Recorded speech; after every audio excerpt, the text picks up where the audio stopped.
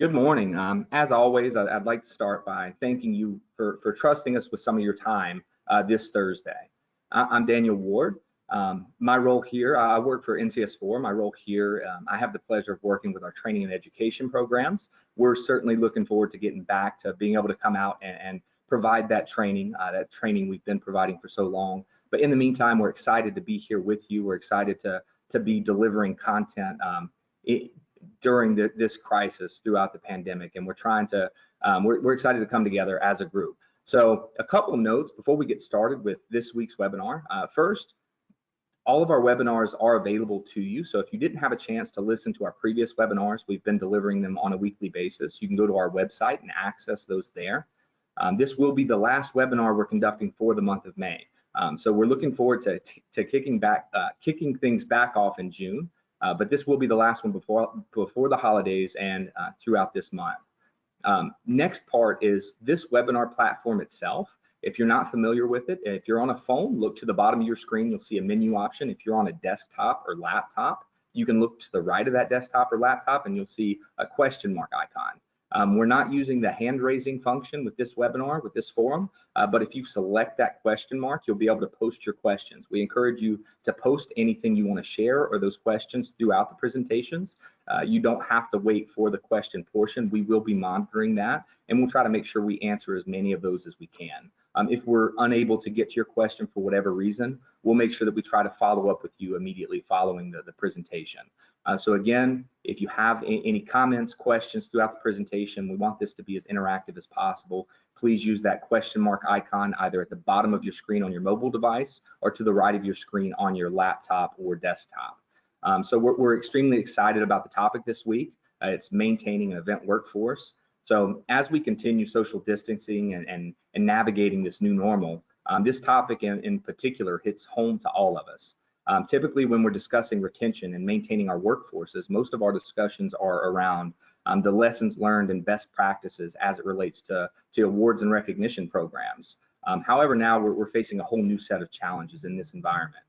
So speaking on the topic today, we have Mike Weeman. He's the division manager, guest experience with Orlando venues. So we're excited to have him.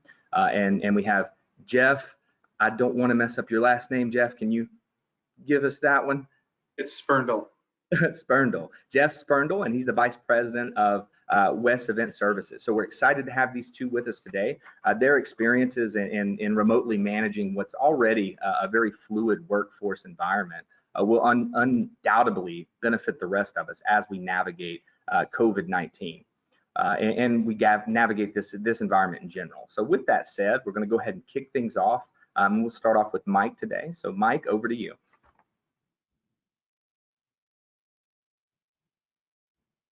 Thanks, Daniel.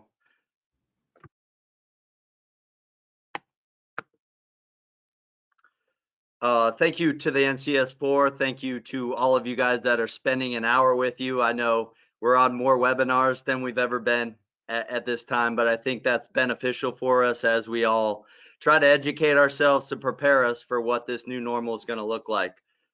Thank you to Jeff and each one of you.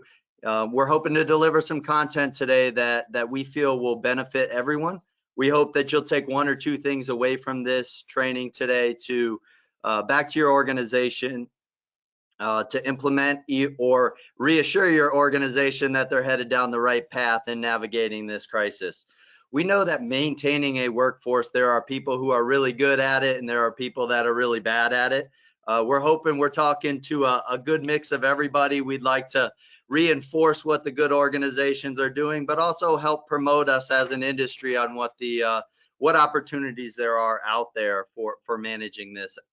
Jeff and I both thought it was very fitting to kind of end with this as the topic, because early on you talked about process with the virtual queuing, then you talked about the places and property with the alternative use facilities. Last week there was a great presentation on the medical screening and the technology behind providing that medical screening. And today we really want to address the topic of the people behind everything we talked to in the first three sessions, and how we can put our organizations in the most positive place moving forward. as we navigate this crisis. Today, as you see on the screen, a few objectives. We're going to talk about what impacts COVID has had on the industry. We're going to talk about ways that our venues and our service providers have reinvented themselves to keep their doors open and their lights on. We're going to talk about what it's like working in the new normal if your doors have been closed since middle of March. We're going to talk about the value and the importance of maintaining that partnership, the contracts that you had in place, those relationships you had in place pre-COVID, and what tips and tricks you can be doing to manage that relationship as we move forward. And then lastly, tips to prepare you and your organization, your service providers, for what operating and reopening is going to look like. So we don't have a crystal ball, but we have put together some suggestions that we hope you'll take back to your organization that can benefit us all. We want to put the ball on the tee as far as where we were pre-COVID. So just a simple explanation, our industry from an event staffing point was at 3.6% unemployment, which was a 50-year low. We all heard it in the news. We were expanding. Our GDP was as big as it's ever been. We have been growing for the past 11 years. And I thought this quote was very fitting from an industry exec. This is pre-COVID. As job demand continues to beat expectations, companies need to understand the priorities of workers to complete and offer flexibility over when and where work gets done.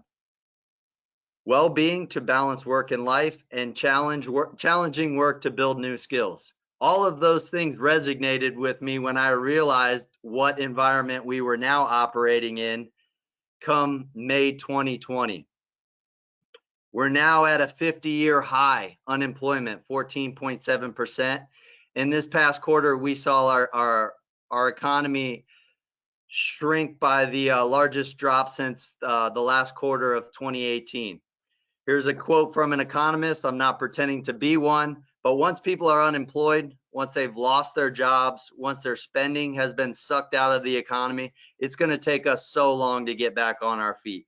So today, our goal, our mission, our promise to you is that we're going to give you a few suggestions, a few opportunities to see how you can get back on your feet quickly and really recover from this crisis we're currently operating under.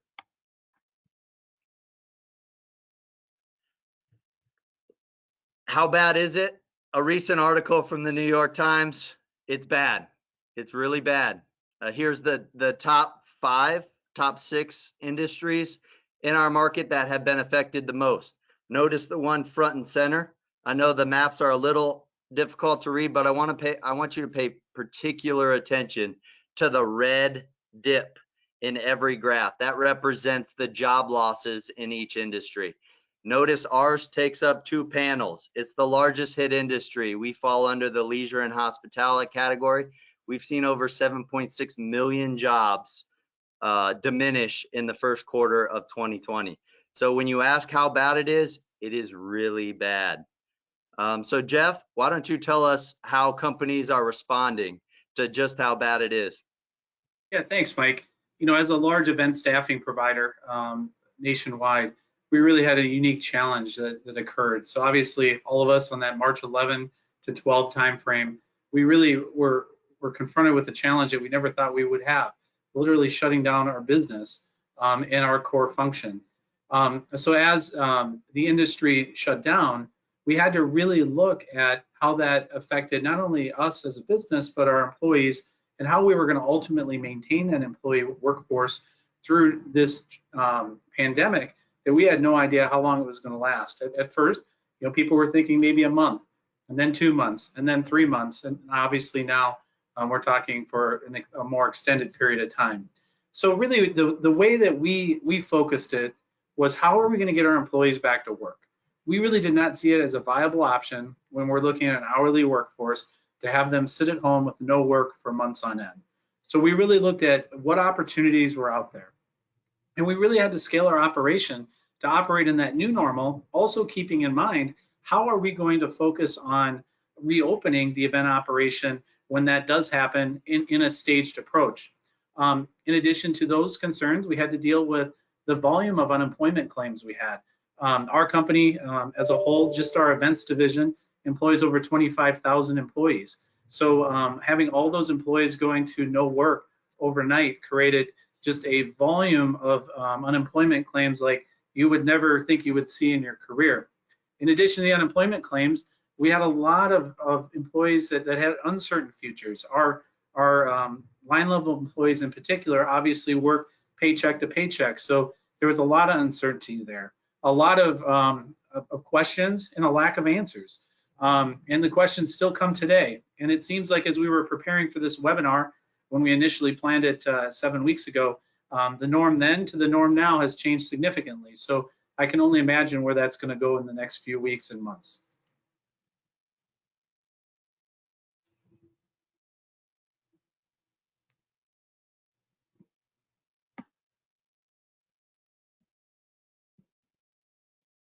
So as we looked at reinventing our service offerings, we had to really assess the business that was out there. And really looking at the fact that we had a large pool of employees that would be available to provide services to some sector in the community and really make a difference, not only for the employees, but also the public. Our focus all along was how are we going to return our employees to work in a safe environment? So we really looked at, COVID services and really doing things such as temperature screening, social distance monitoring, PPE protocols, security consulting, and civil unrest. To give you an example, a company like us right now, we are operating at about 50% of the business volume that we were running at before COVID occurs.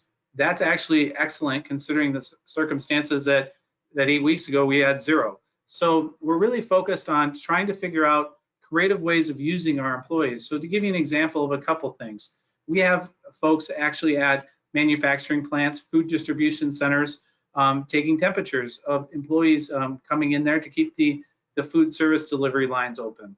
We're doing social distance monitoring for many counties throughout the United States to make sure that as they're reopening parks and beaches and other public gathering areas, that people are following the social distancing protocols. If you really think about it, what we do in an arena or stadium or convention center setting is very similar to enforcing those types of rules. So it's allowed our employees to get out and kind of learn this new norm, which we believe will actually strengthen them, as we get back into the event business when that reopens, because they're going to be used to working under the unique requirements of COVID-19.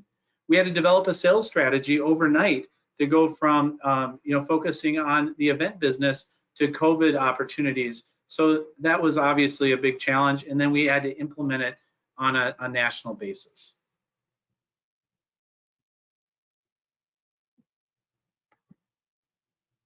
Okay, Mike, I'll turn it back over to you. Thanks, Jeff. So the next part, we've really talked about some tips that we've deemed being successful for us internally, and we wanted to share those with you. So they're pretty simple. The first one is show that you care and be compassionate.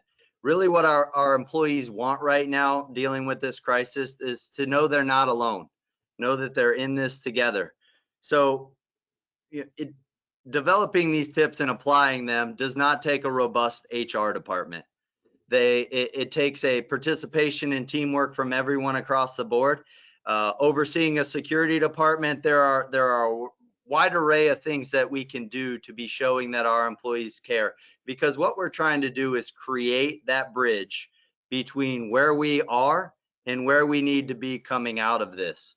One of the things I found very interesting from a colleague, it doesn't matter how large or small your kind gestures are. At Madison Square Garden, they had essential workers. They had a problem because those essential workers came in by mass transit.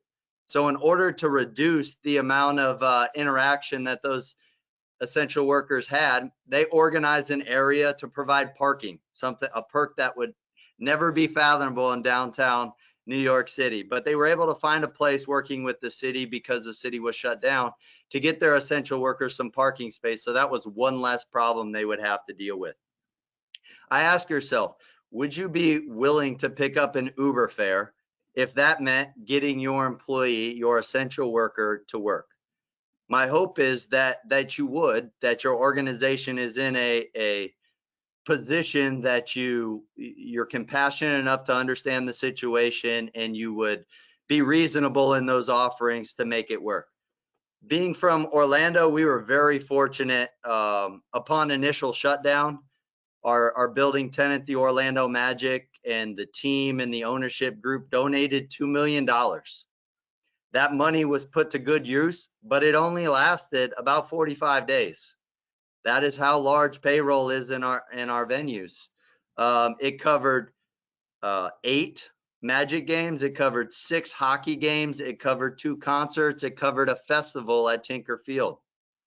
What that did was it helped our employees get from the initial realization that this is real, this is serious, and this is going to greatly affect their paychecks week over week. It gave them that really 4 weeks to prepare their families, prepare their finances, and seek out other opportunities, creating that bridge between where we're going.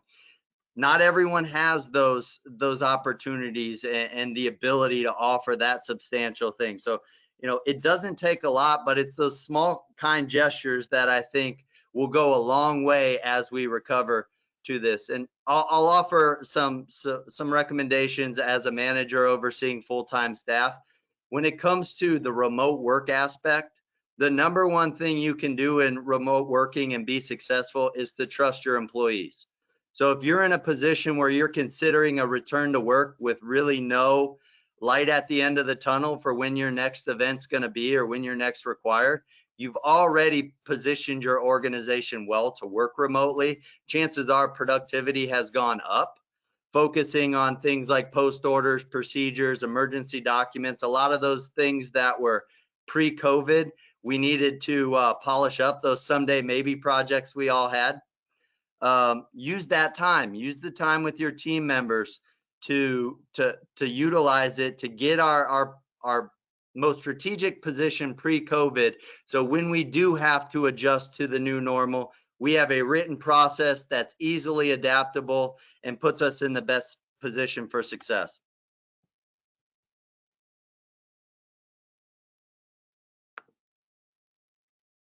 Tip number 2, use this time to connect and communicate information to your staff. Realize if you haven't connected with your staff to this point, 2 months into this crisis, chances are they're no longer your staff. So your approach to this is going to be completely different to some of those ones that I'm recommending right now. But ask yourself, coming into this crisis, did your organization provide the local resources and the information to your staff to create that bridge? I'm so fortunate, our local Central Florida region was very resilient. They set up a lot of local resources. The food banks responded. Testings got ramped up within our facilities. Advent Health came in, which was a unique opportunity for us talking about alternative use. Advent Health came in and used our show floor at the Amway Center. We had bare floor, we had bare concourses to be a distribution center. To provide PPE to our local hospitals. Terms of that condition was, we'll provide the space for you, but we would really like you to use our staff. We have proven background screening, we have proven trained and capable employees, and it was very important for us as a contingent of them coming into our building and using it at a very reduced rate. To utilize those resources to get our most hardest hit employees, those employees that had 40 hours going into this, to now having nothing. We extended those opportunities not just for our City of Orlando employees, we extended those to our food service partners, our guest services partner, our security partner, our housekeeping partner, our parking attendants. Everyone got a little piece of that pie to really look at their employees, address the employees that will be impacted the most from these sessions, and make sure that we give them the opportunity to work. What we found was that 6 weeks that we gave them the opportunity to work, if you may have been following the news here in Florida, we had big time unemployment issues with our system and actually getting people registered. It gave them 6 weeks to get the kinks out. So now unfortunately, this Friday, our warehouse is coming to an end, but it's given our staff a runway to prepare for what the next step of this crisis holds. And so our organization isn't just stopping with finding opportunities, connecting to local resources. We're using technology. We had this dream back in the recognition days of building an employee newsletter that could send out real information, recognize our staff for what they're doing within our venues, and also just give some fun tips, but to really bring us all together. This crisis has given us the time, and in a little over 2 weeks post-crisis, this wonderful newsletter that we had always dreamed of for the past few years is now a reality. We have format, we have the ability to scale it long past this crisis. And when you ask yourself is your organization better post-crisis, this is going to be one of those things that I see as a lifeblood within our workforce and maintaining that continuity, because we have so many service partners within our venues. It's important for us as a venue operator to keep those partners engaged. And I say partners because it really is a partnership. We don't look at them as contractors. We don't look at them as subcontractors. We look at them as part of our family. And as their success, our success will be too. So using technology to produce those newsletters, everyone connects with their season ticket holders. The platform we used was through Ticketmaster to send out these mass, very marketable emails, kind of the know before you go scenarios we used in promoting our events. We applied that same technology. It cost us nothing but some design work. We also, as everyone has tried and accomplished and participated in, virtual hangouts and happy hours with the staff, a way to give a social hour or just a connection with your staff is a great opportunity. It takes very little work on the front end to organize. You start small is my recommendation, and then you grow it larger as you get comfortable with the technology.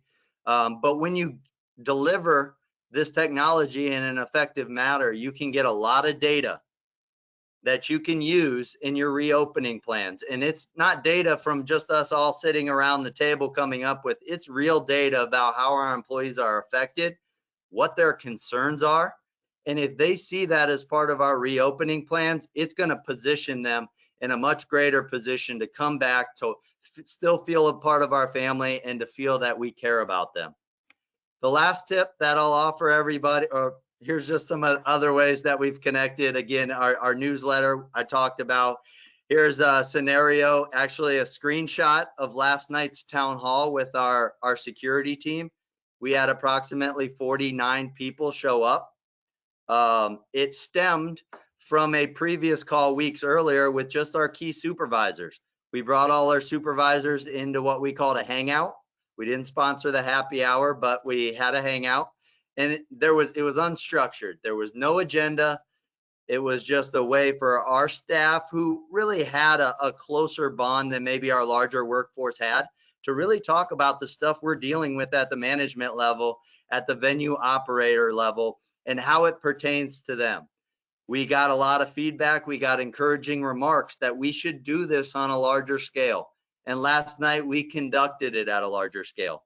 Our end goal is to really connect our entire building so we're in a position where our employees have been trained to do virtual trainings.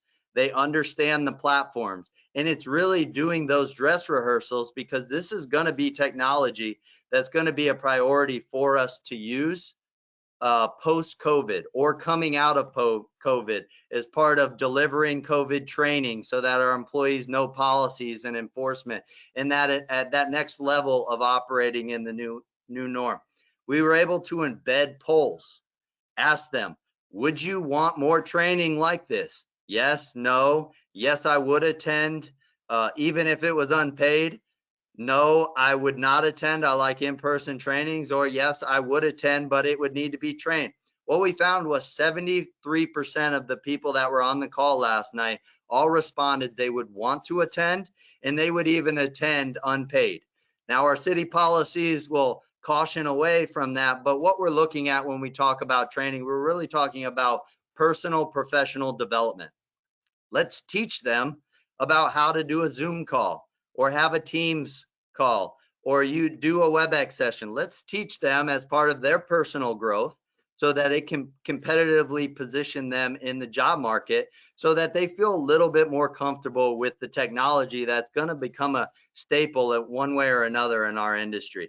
It allowed us to then ask the question, should we do this again? And overwhelmingly, 100% of the 49 people surveyed said yes. So that gives me and our management team the fuel that we need to really focus on what our future planning sessions are, what training's important. We're all attending a lot of these webinars, a lot of these quality educational trainings. They're being posted to YouTube. They're being sent to you in a recorded link. Some of those are applicable to your workforce. Open a hangout session where you can invite your staff to come in and watch the webinar together.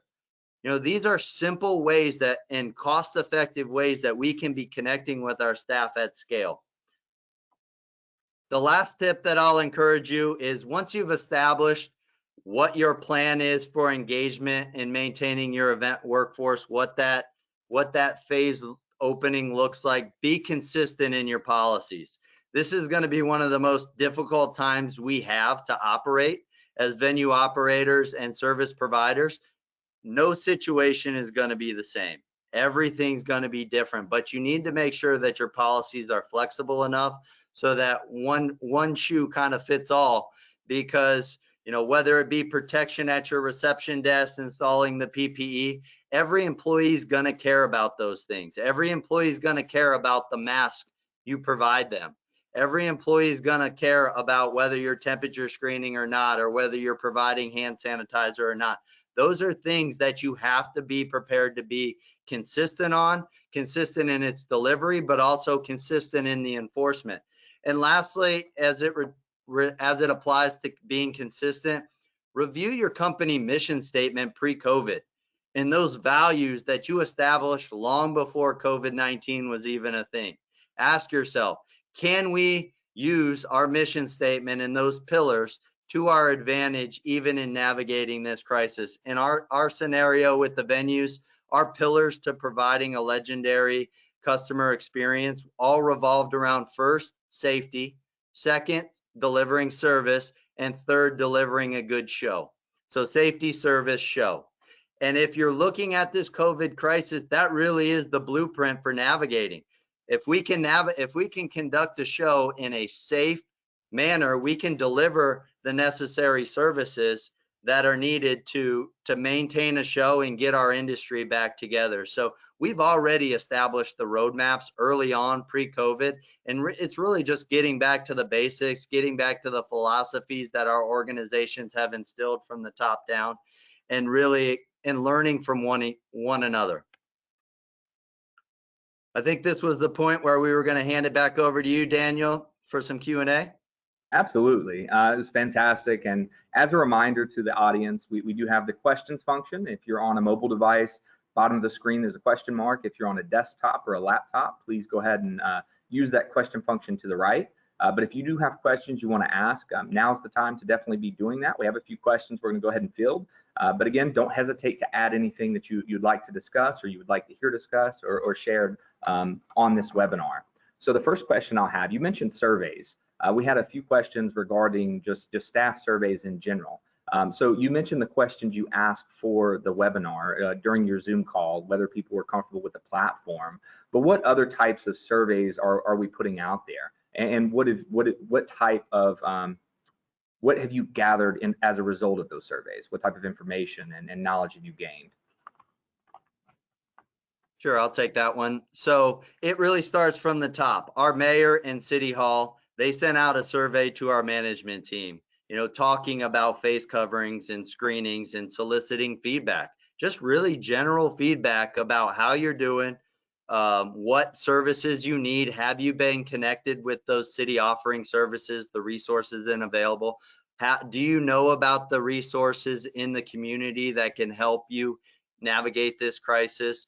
right now we're really on the front end of this crisis within our surveys, because as new data and new practices come out, we want to position ourselves well. So what we're seeing is we're really starting very generic, very generalized, because when you're delivering surveys on a massive scale, the more generalized your questions are, the better feedback you're going to get, in my opinion, when you go research that. A lot of times people that are creating surveys are trying to almost steer people into answering the questions that they want answered and how they want them answered. So by providing those general questions, those surveys, look at what other organizations are doing. Right now, we're kind of in that phase where organizations are sending out return to work surveys, gauging their clients on how quickly they feel comfortable coming back to work, and if they feel that they have all the necessary tools to continue remote working,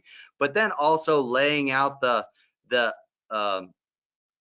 company's kind of long-term plan for the return to work. Do you see yourself coming back in 2 weeks, in 4 weeks, in 8 weeks?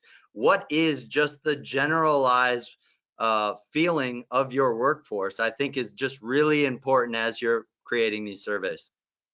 And Mike, I'll add that, as a third-party contractor, we've really used surveys to really determine the availability of our workforce and what they're going to be looking for from a safety standpoint when we do reopen our venues from our COVID plan. And it's really been very educational to see their feedback. I mean, obviously, we all have the expertise to put the plan together, but getting the feedback to make sure that the employees will return to work is key. I think, a lot of individuals out there have been quarantined or at home for a very long time, and it's fearful to come into a mass gathering situation. So we've really used that to get a good idea of what's important to our employees, and that will allow them to return to work. So with that said, that brings us to our next question. What do you do when you have an employee who doesn't feel safe coming to work? How are you managing that? I'll take that question. From a PPE standpoint, obviously that's one of the most important aspects of getting back to work in this environment, and understanding what we need to provide the employees to create a safe environment, and then train them on the benefits of those various PPE tools. If you look back 90 days ago, there were a lot of our employees that probably didn't even know what PPE was. So understanding the benefits of a mask, looking at where we should wear gloves. If you're within that 6 foot social distancing area, if you're less than 6 feet, do you need a smock? Do you need a face shield? Talking to them about the benefits of wearing that. But the most important thing is, if somebody doesn't feel comfortable, at least with our company, we have encouraged them to stay home. There's no adverse effects. We just want to know so that we can make sure that we're planning accordingly and having the right number of employees to staff the jobs that we have to perform. Fantastic. And kind of to build on that, you mentioned social distancing guidelines. At some point, we're going to return to our operations, and as you said, you're already repurposing a lot of your staff, and so that you can keep them busy, keep them employed. But when we're talking about those social distancing guidelines, you mentioned specifically temperature screening. That's a function that you may be expecting them to do. So what are you doing when someone assigned to a specific role refuses to break those social distancing guidelines? So basically, in those situations, and it depends on the facility, because in our situation, we're enforcing the rules and guidelines set forth by our client, and we're working hand in hand with them to provide recommendations. But each facility is slightly different. So in the majority of our facilities, we are taking the temperature of the individual. If they register at 100.4 or higher, they're not permitted access to the facility. And if they have questions regarding that, or they don't agree with the policy, we're actually turning them over to the Human Resources Department of our client to deal with that issue. And I think that's one of the new things for a service provider like us. Generally, we are working with a client contact. We're following post orders and procedures and protocols that are set forth, and it's fairly straightforward. In this situation, we have found that we're interacting just as much with the client's HR department to make sure that we're following the guidelines they're setting forth and enforcing the policies that they're looking to enforce. Fantastic.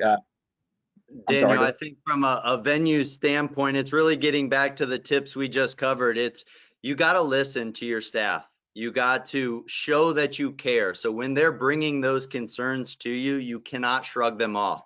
I think early on, I fell into that trap. It was, well, this is his job and he's got to do it. Otherwise, he can have time off per the city policies. And really, that's a bad example to really come out of the gates in managing this. We have to show that we care. We have to be compassionate.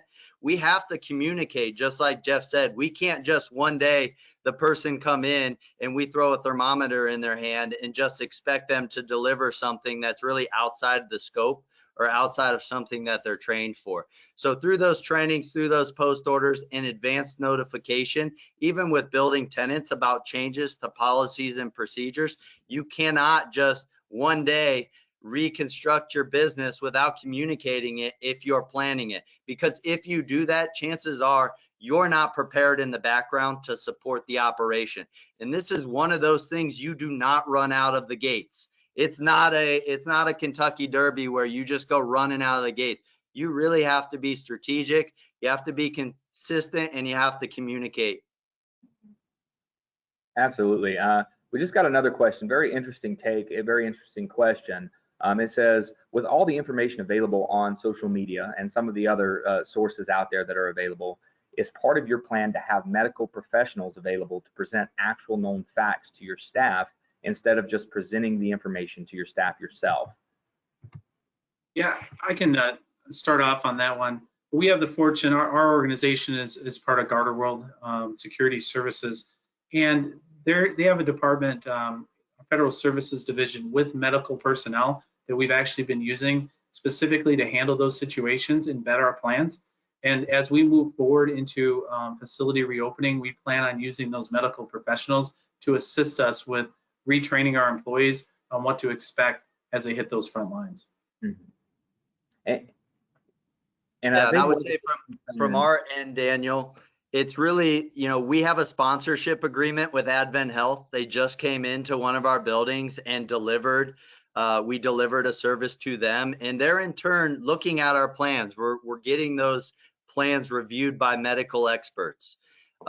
We being with the city of Orlando, we're fortunate in our paramedics and our EMTs are Orlando Fire Department in-house employees. So we all fall under the same tree. So it's having that communication on the front end with our medical professionals in our venues, just through the partnerships that we already have. So we're not strangers reaching out of the blue. It's really, this is a great opportunity too, just to connect with your industry.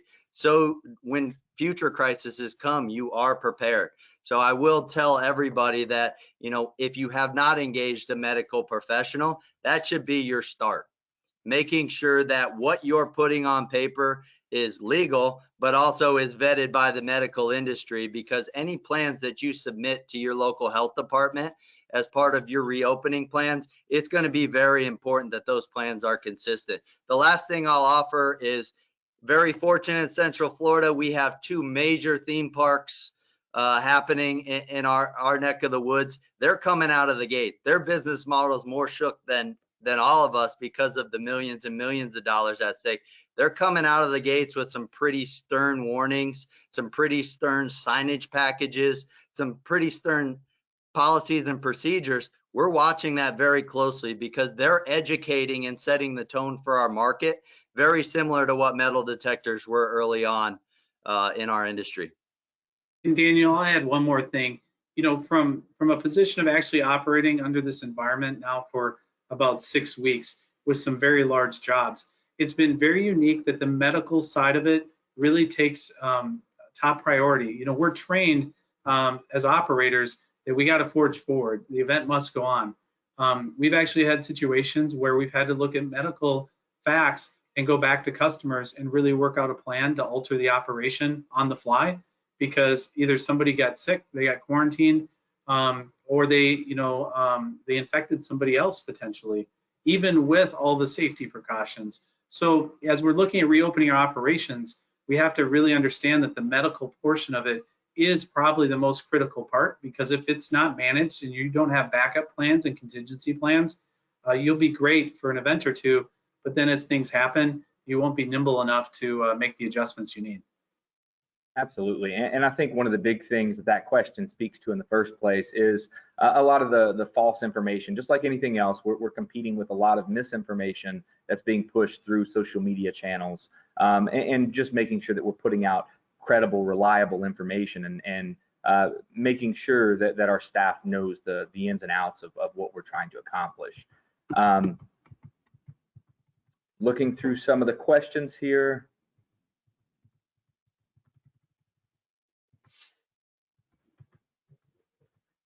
So how are you spoke about PPE. You talked about understanding PPE, engaging medical professionals, all of those things. But when we're discussing that PPE, how are you enforcing it? And what we're seeing right now is a lot of organizations are having a difficult time. If they're not providing the PPE, they're having a difficult time in managing what types of PPE are being brought in. While for the most part, people are pretty good about it, but you do get some unprofessional or inappropriate types of PPE being brought into the facility. So how are you governing the enforcement of PPE, but B, what's appropriate and inappropriate for the workplace? So let's talk about the enforcement first.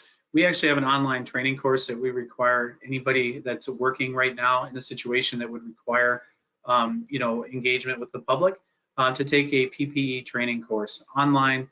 There's a test that they take at the end of the class to make sure that we're certain that they have the necessary knowledge to go out into the public setting and perform. In relation to the PPE, securing PPE is a big issue.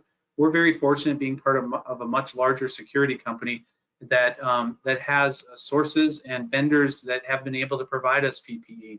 In many cases, some of our clients haven't been able to get PPE, and we've been able to provide it for them due to our size as an international security company. So just to give you a little background, our organization actually has 4 different providers for PPE, from N95 masks to regular masks to gloves to smocks to face shields that so as we're ordering, we order through one vendor, and if we find a delay, we move on to the next vendor.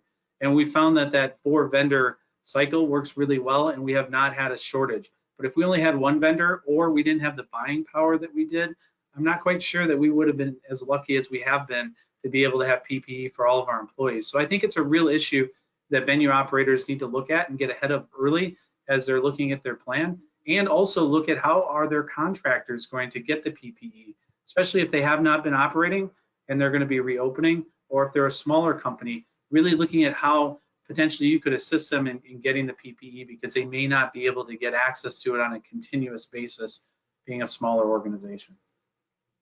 And I would say from a venue perspective, it's really having that PPE available, so that if you're requiring people to have masks, you can't expect some people to show up with masks. You need to be prepared to provide that disposable option as you're rolling out these policies. So as a venue, you need to be prepared from a PPE standpoint in helping your providers within your venues to take that responsibility. We've been very fortunate that our city procurement kind of brings all the supplies that's needed for the fire department and the police department, and they're sourcing all that.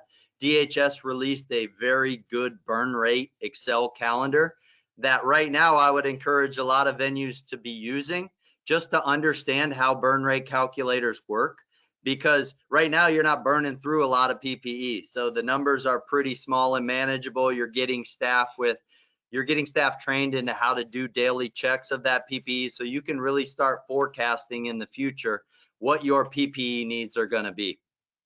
And the one other thing I would mention is it really takes a huge financial investment, because you have to order the PPE far enough in advance to anticipate those shipping delays. To give you an idea, our organization has already ordered about 75,000 face masks in preparation for the event business to reopen, knowing that may be anywhere between July to 2021. That's obviously a big financial investment, but to make sure we have the stock on hand, that was a decision we made. So your vendor really needs to be looking at that and how they're going to plan for the future. Fantastic. And we have a few more great questions that I'm going to ask, but I'm going to wait until we take the next break. I know we still have a couple slides to cover, and then we want to leave plenty of time on the back end just to answer any of those questions that you might have as an audience. So I will touch on, we have had a couple questions about thermal screening or temperature screening. I will say that as it relates to the processes of those, there's more to come. We aren't covering that in depth with this session. We did talk about thermal imaging and temperature screening last week to an extent. I encourage you to look at that webinar, and we also plan on doing a deeper dive as some of the guidelines and laws become available for us to make those decisions. So with that said, we're going to go ahead and pick back up with the presentation. Over to you, Jeff. Great, thank you, Daniel. So as we look at coordinating for the event reopening, there's some really unique challenges that we need to work through, and we are really focusing at this point in time in talking to our clients now rather than waiting as we get closer to reopening, because there's a lot of strategic work that goes into this. As we've worked with our clients and started that process, we've really worked at how do we redesign our workspace. Being a third-party contractor, sometimes we have tremendous check-in and check-out locations, and sometimes because of space limitations, they may be on a loading dock or somewhere where they're not maybe practical in today's new reality. So we've really had to work with them, and as most vendors on the call can understand, that those discussions in the past have sometimes been met with there's just no space to look at. We've found that they've been very welcoming to looking at how we manage our workspace and our check-in and check-out processes as we move forward in new spaces, understanding the new norm. The coordination with the human resources departments of our clients has been critical. I would suggest reaching out to your client, getting connected with them very early in the process, because you could have an absolute great plan, but in the end, if they don't agree with it, you're going to have to rewrite it, and it's going to have to be coordinated. So get with that human resources department in conjunction with your client. That's going to help you out a lot. Site-specific solutions. So as a singular event operator, you're writing a solution for your venue, and that's what's going to be provided. As a third-party contractor that does hundreds of venues across the country, ultimately, we have to come to our clients with a solution, our plan that's vetted, will work, has been approved by medical officials, but in the end, our plan is going to merge into our client's plan. So as a third-party provider, we're going to have, in essence, hundreds of plans that we have to follow. So, that's going to put a lot of pressure on companies like us to make sure we have proper training that's unique to each facility. And in our situation, we're very lucky that we have a robust learning management system. So that's a question I would ask, is how are these companies going to administer this training? Zoom has been great, Teams have been great, but ultimately, in time, are we going to need a learning management system as we're training hundreds, if not thousands, of employees to return to work? So that's a question I would ask. It requires a financial investment, but in the end, in the new reality that we live, it's a very, very good investment. Adhering to the CDC guidelines and really looking at how you're going to deal with the changes that arise. I know as the crisis started, the CDC was changing guidelines on a daily basis, and as we hit additional peaks or different challenges with this virus, we have to make sure we're nimble and that we have the financial flexibility to be able to adhere to those guidelines, because if we don't create a safe environment, our guests won't come back to our venues and our employees won't be there to service them. So we have to really be prepared to deal with that. Financial investment.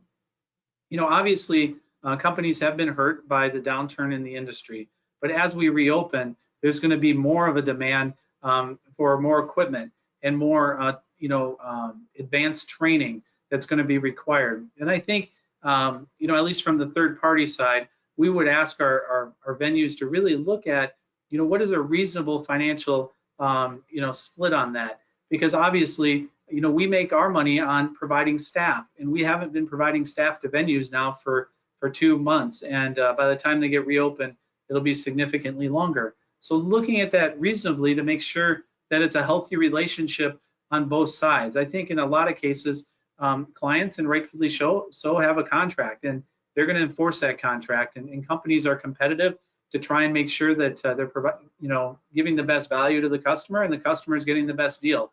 But in this situation, we have to really look at it realistically and what is realistic to make sure that the venue gets reopened and the financial investment for the contractor, and also the venue is fair on both sides to ensure health for both organizations. And then review the procedures regularly. One of the things we've seen in the work that we've done so far is that, really looking at a weekly review of how the procedures are really working, especially when you have multiple venues. If you're working in a venue and you're at every event, you're gonna have those reviews more frequently. But from a third-party contractor where you oversee multiple venues, you really need to have internal reviews to make sure that it's working. And if for some reason it's not working, we need to get with our customers and provide that feedback.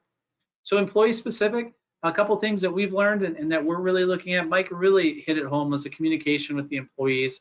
Our strategy was we want to get as many of them back to work as possible. We really took the approach with our employees that we reached out once we started getting work COVID related, and we asked them, are you interested in going back to work now, or would you like to wait for the venues to reopen? And if they chose the venues reopening, there was no pressure on our end.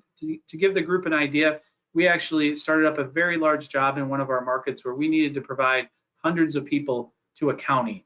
And we had 600 people that were without work. But even with that, we still needed to go out and hire people because we had so many people that had no interest in working out in the new norm. So that's a real reality that companies are going to look at. We were very fortunate that we were able to hire them quickly. We were very fortunate that as a larger company, we already had virtual hiring solutions in place.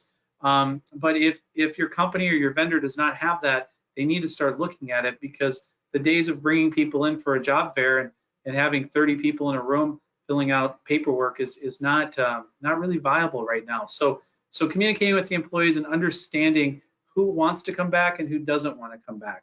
Transportation, one of the things that we have to be prepared for is public transit right now is a very unique situation. Whether it be how they're cleaning the trains, whether people feel safe on the trains, and or buses, or are they operating normal hours? So if you have an event that's going to run till 11 o'clock at night, but because of COVID, the bus transportation or the train transportation stops at 8, that really becomes a problem. And we saw that in one of our markets where we were operating a fairly large COVID job, and all of a sudden there was a news release that public transit in 48 hours was going to stop from being a 24-hour operation to a 12-hour operation. And it really affected who could work, how they got to work. And as Mike mentioned earlier, looking at alternate transportation means was important to us. So having a plan for that is important. Meals and breaks. How are we going to deal with that in the venue setting? Are we going to allow employees to bring their own meals into the facility? A lot of facilities have no bag policies or clear bag policies. How are we going to deal with that? Or are we going to actually provide them meals? And in many of our facilities, we were fortunate where we were getting meals, but they were in a buffet setting. Well, that's obviously not a great solution at this point in time. So looking at how we deal with that. Our compliance with health screening. How are we screening our employees? We've developed a very comprehensive process on how we diagnose our employees to make sure that we're keeping sick employees out of the workplace and educating our employees on the importance of doing that. So really the importance of that plan and communicating that plan to our clients and venues is critical.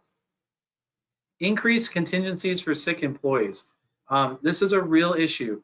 We've had situations where we've had operations where we've had to backfill managers, supervisors, and obviously line level employees throughout this entire process, and really looking at the contingencies for that before it happens. So if your first event runs off smoothly, everybody's healthy, you're looking great, and you go home that night and you feel wonderful. I hope it doesn't happen to you, but it's happened to me where the next day I've come in during the last eight weeks and I find out one person in that entire crew is sick, and then all of a sudden I got to quarantine a bunch of people. And how are you going to deal with that? Because you have a shift the next day or an event the next day. That's something you need to look at.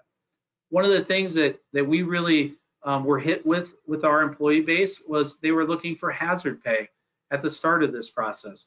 And that's one of the things that we've learned, and a lesson learned that we learned is, at the beginning when this was new, clients were willing to pay hazard pay.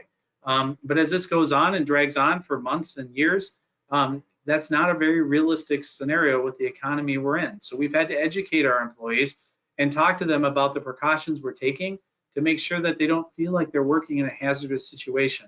We want to provide the safest most secure environment for them to go to work. Okay, as far as transitioning to the event opening, you know, as you're looking at your contractors, some of the things that they're going to need to do to reopen. So lead time. You know, I think it's important that you have an appropriate lead time. You know, we're planning and we're trying to anticipate that next step, but really as our organization is set up, we would really ask for about 30 days at a minimum to lead time to your first major event. You know, that gives us enough time to outreach to our employees, specifically those employees I talked about that aren't doing COVID services. You know, are they still there? A lot of our employees in our venues are elderly. Are they going to come back? We need to have enough time to make sure that we're taking care of your needs. You know, we need to be looking at initiating hiring with a new virtual process. Like I said, we were fortunate enough that we had one, but really you need to focus on your vendors and how are they going to hire people, and can they do it virtually? Zoom and Teams are great settings, but realistically, when you start looking at how are you going to administer IDs, how are you going to administer I-9 forms, ultimately, how are you going to do drug testing? Those are all things we had to look at, and we had to determine what can be done virtually and what can't be done virtually. And the small items that can't, we had to put a plan in place. We've talked about a safe work environment, looking at staffing plans with our clients well in advance, because you know we want to really believe we can bring our venues back with some sense of normalcy. But in all reality, we're going to have to really look at how we're operating every aspect of that facility. Security screening. How do you metal detect somebody with a 6-foot social distancing requirement? How are we really going to deal with that? Does that change how the sensitivity of your magnetometers? Does that change your bag policy? Does that change your bag buffer zone? Those are all things that have to be looked at. And we have to collaborate with our client and really start making some serious decisions on how that's going to move forward, because it's going to take time, whether it be additional equipment, additional training, additional planning. Really, how are you going to coordinate that? Health screening. What do you do if an employee from your concessionaire, you know, comes down with COVID and has exposed people from multiple departments, for example? What is the process for that? How are we going to staff the next event? How are you going to notify your employees? Those are things that we need to work on. We also need to figure out how are we health screening the patrons come into your building? Are you going to temperature check? You know, if somebody appears to be sick, how are you going to deal with that? Those are things we need to train our staff to deal with. So to have the ability to train them, we need to determine what the policy is. Ticket scanning. Many venues are still using the handheld ticket scanners. Are those realistic anymore? How are we doing that? You know, going to a self-scanning scenario with a person behind that device is probably the direction to go, but obviously it's an expense. How are you dealing with access control with credentials? Many facilities have credentials and they ask the guards to touch the credentials. Those types of things are going away. And what additional deployments are you looking at in your venues as you reopen? And I think, you know, our clients, many of our clients, specifically in the larger leagues, have said it might be more expensive to operate their building with a decreased capacity than with a full capacity. So we have to ramp up to understand that our staffing needs might actually be more than less. So those are things that we have to look at with our clients. Training strategies, what can be done virtually and what absolutely has to be done on site. And having a good understanding with the client so that we're step in step on that. And then obviously reevaluating the employee check-in and check-out process and how that's going to work. Avoiding mass gatherings. You know, obviously as a third-party contractor, we get pressure to kind of limit that briefing time and limit that check-in time, because every 15 minutes is a lot of money. But when you start looking at social distancing during that time period, those are things that have to be evaluated.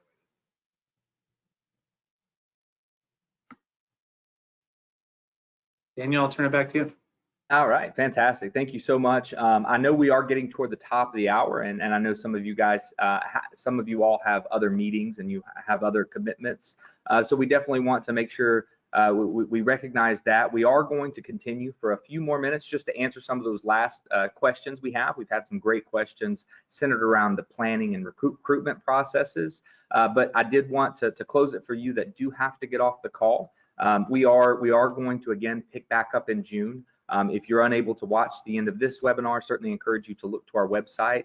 In the coming day or so, we will have it posted for you. We'll also try to follow up with these questions on a more individual basis if we weren't able to get to them during this discussion.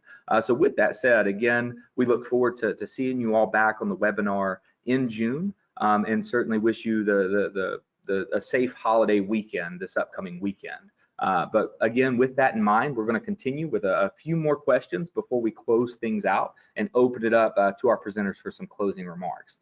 So with that said, one of the questions we've gotten quite a few times, you mentioned you virtualized some of your vetting and hiring processes.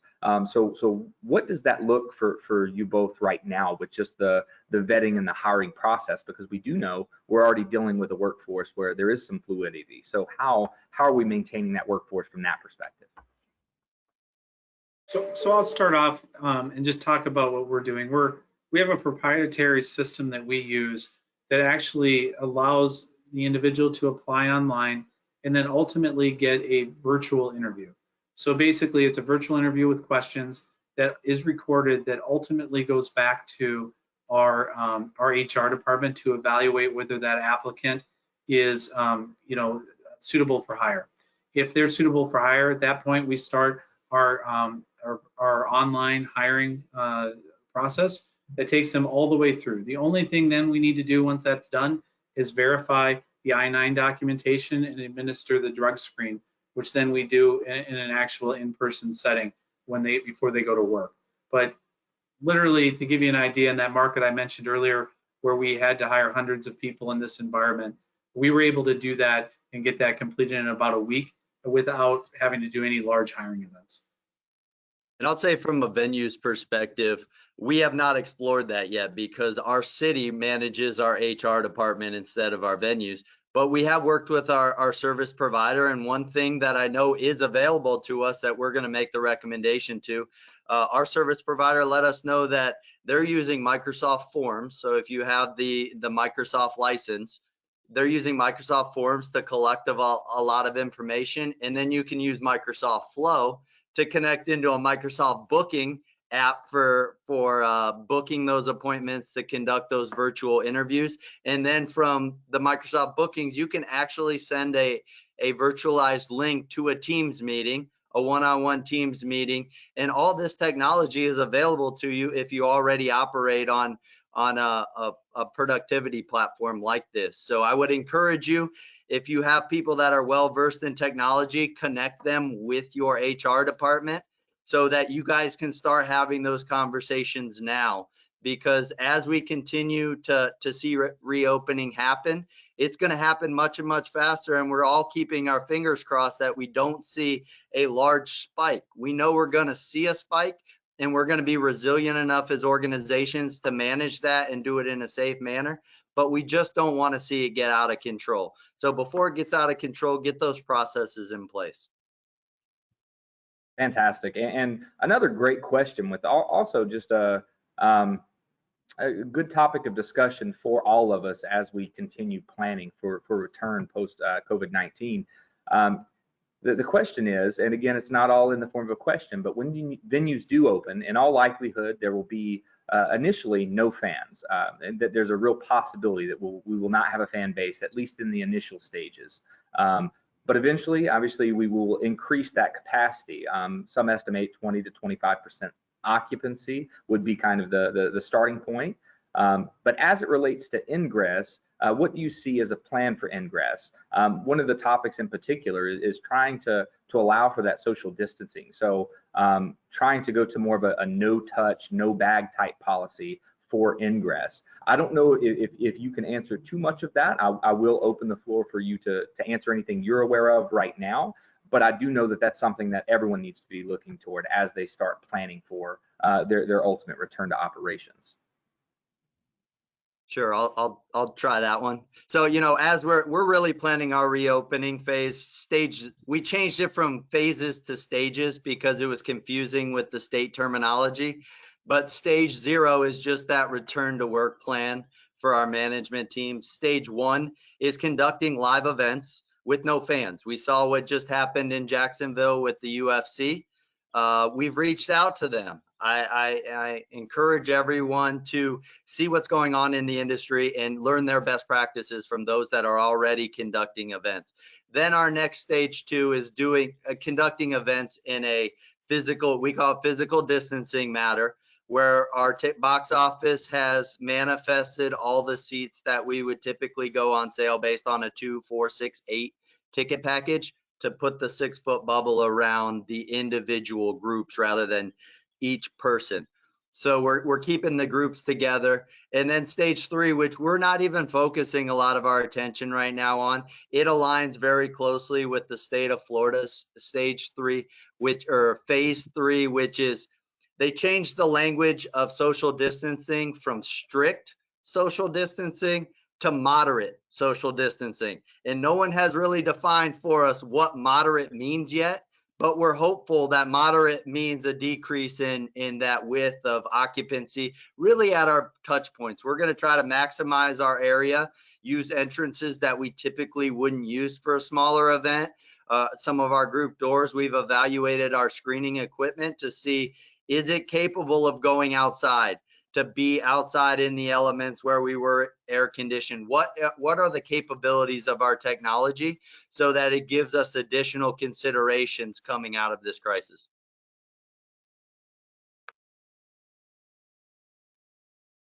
Jeff, we can't hear you. Thanks, Daniel. I think the only thing I would add is looking at the equipment, because it's going to take time to get some new equipment in. So I know at some of our venues, they're already looking at plexiglass for bag check tables. And those are things that, we're finding on back order. So, really kind of evaluating that process as we're trying to work through. Yeah, absolutely. And the very last question I'll ask, again, I know we're out of time at this point, but I didn't want this one to go untouched. Jeff, on that last slide, you had mentioned virtualized and in-person training. We know that there's some things that just can't be done virtually. We talked about how we're going to change up our ingress. We've talked about all of these plans that are being impacted by this current operating environment. But with that said, how do you foresee, or have you already started a process of testing those new procedures, those policies, those things that we have to do in person?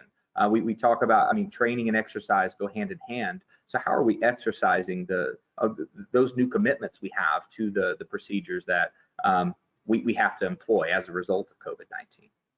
Yeah, and I can only speak to really the COVID-19 services that we've been providing. And what we've had to do is decrease the size of our training sessions down significantly. So the majority of our training sessions that we've done in person for things that have to be done in person, such as teaching people how to operate the technology to take people's temperatures, is you're decreasing them to less than 10 people, and you're doing proper social distancing, and you're doing more sessions, and you're requiring people to wear masks, and obviously you're screening them before they go into the sessions. It's not an easy process. Everything that we can do virtually, we've been focused on, but that's been the solution that we've done thus far. And I would say, as part of our reopening plan, that staff training in premise is a great opportunity for us to test some ingress of some of our more difficult entrances, the bridge coming to mind, which is a narrow walkway coming from the parking garage. Maybe they don't come in employee entrance. Maybe we have them come in a different entrance to do those dress rehearsals.